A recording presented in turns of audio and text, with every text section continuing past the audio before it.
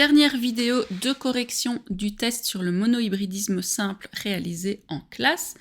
Ici, nous allons faire les deux derniers exercices, celui sur les vaches et celui sur les cobayes. Premier exercice, donc on croise ensemble des cobayes, donc un mâle noir et une femelle albinos. Lorsqu'on les croise ensemble, on obtient 12 petits de couleur noire. Donc si je croise noir et albinos, j'ai 100% de descendance noire. Qu'est-ce que ça signifie? Ça signifie que la couleur noire chez les cochons d'Inde, chez les cobayes, est dominante sur l'albinos. Je reprends cette même femelle, je la croise avec un autre mâle noir, et là j'obtiens 7 petits de couleur noire et 5 petits albinos. Pourquoi?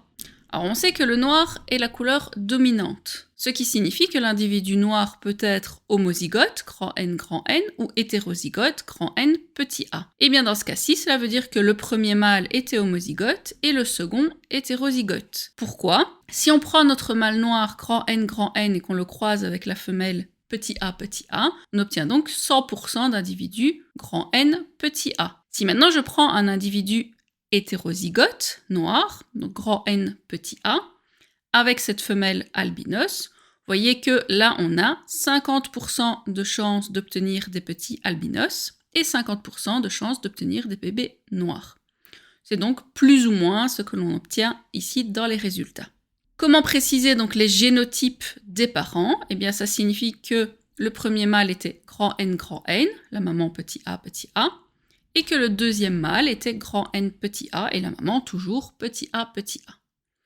Dans le premier cas, donc nos petits étaient grand N petit a, donc noir hétérozygote, et dans le deuxième cas, nos petits étaient soit grand N petit a, soit petit a.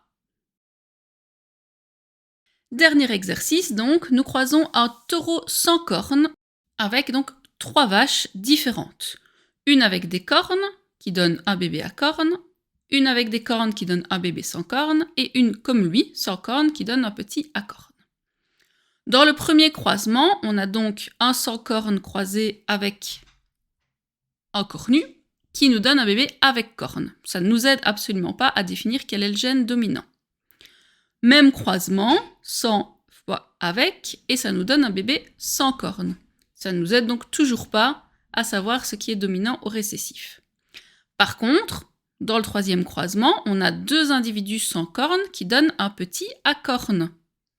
Ça signifie donc que chacun possédait le gène caché avec cornes. Si le gène peut être caché, on a déjà vu qu'il s'agit donc d'un gène récessif, un allèle récessif.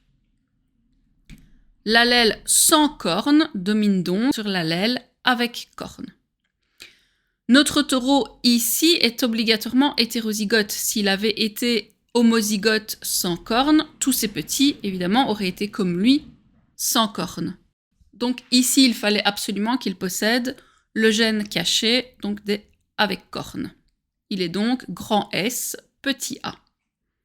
Nous allons voir maintenant pour les différentes femelles. Dans le premier cas, notre taureau, donc grand S petit a, est croisé avec une femelle qui possède des cornes, obligatoirement petit a, puisqu'il s'agit d'un allèle récessif. On aura donc 50% de chances d'avoir des petits avec cornes et 50% de chances d'avoir des petits sans cornes. Dans ce premier cas, ils en ont, ils sont donc petit a. Le deuxième croisement, c'est le même, mais on a l'autre partie des 50% de chance, donc bébé sans cornes. Pour le troisième, eh bien, il fallait que les 2 individus soient hétérozygotes, puisque le bébé a reçu 2 fois l'allèle avec cornes. En croisement de 2 hétérozygotes, on a déjà vu plusieurs fois que ça donne 3/4 d'individus qui ressemblent au dominant et 1/4 qui ressemble au récessif. Nous avons donc ici le 1/4 de chance qui était le petit obtenu dans le croisement. Si on veut regarder les génotypes des parents, on les a donc dans le croisement, et les génotypes des petits, c'est ce que l'on obtient donc dans notre tableau de croisement.